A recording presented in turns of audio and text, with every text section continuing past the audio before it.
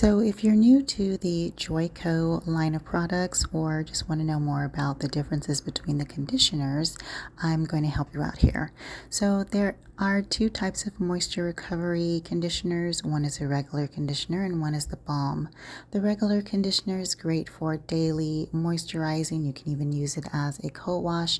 And if your hair isn't damaged or needs deep conditioning in any way, go ahead and use the regular conditioner. You'll be fine. However, if your hair is coarse or it requires deep conditioning, meaning you put the conditioner on and you put a heating cap on for 30 minutes, you're going to want to get the balm. Remember to get the balm. It's way different than the regular conditioner. The balm is going to give you ultra soft, deep conditioned hair, and it's going to help you substantially with your long-term hair care growth if that's indeed what you want.